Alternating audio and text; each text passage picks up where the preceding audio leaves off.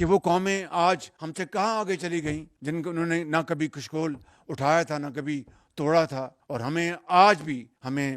قرضوں کی ایک انبار لگا ہوا ہے، پہاڑ ہے قرضوں کا، اس کو قرضے اتار رہے ہیں، قرضے لے کے تنخواہیں دے رہے ہیں، قرضے لے کے ڈیولپمنٹ کر رہے ہیں۔ تو کہنے کا مطلب یہ ہے کہ یہ قرضوں کی زندگی کب تک گزاریں گے ہم؟ تو اگر ہم نے قرضوں سے چھٹکارا حاصل کرنا ہے، اور اگر ہم نے ایک عزت کی زندگی بسر کرنی ہے، اور حضرت قائد اعظم کے افکار، علامہ اقبال کے جو سوچ اور افکار، اس کے اوپر ہم نے عمل پیرا ہونا ہے، جس کی بدولت پاکستان مارج وجود میں آیا تھا، تو پھر ایک ہی راستہ ہے کہ ہم یکجاں دو قالب یکسوئی کے ساتھ اکٹھے ہو جائیں اور دن رات محنت کریں، انڈسٹری کو بڑھائیں، ایکسپورٹ لیڈ گروتھ کو بڑھائیں، زراعت کو ترقی دیں، انفارمیشن ٹیکنالوجی ہے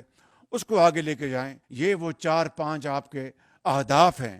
کہ ہماری جو نوجوان نسل جو ہے، کروڑوں بچے اور بچیاں الحمدللہ پاکستان کا ایک شاندار مستقبل ہیں، ایک بہت بڑا اثاثہ ہیں،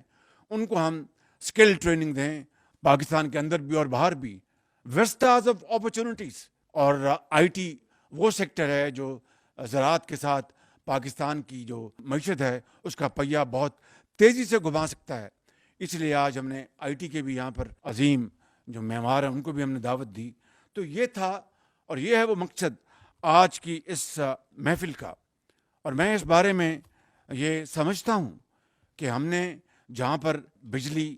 جہاں پر پیٹرولیم، گیس کے بڑے کمپلیکیٹڈ ایشوز ہیں، وہ فیڈرل لیول پر بھی اور انٹر پروونشل لیول پر بھی، ان کو ہم نے ریزالو کرنا ہے۔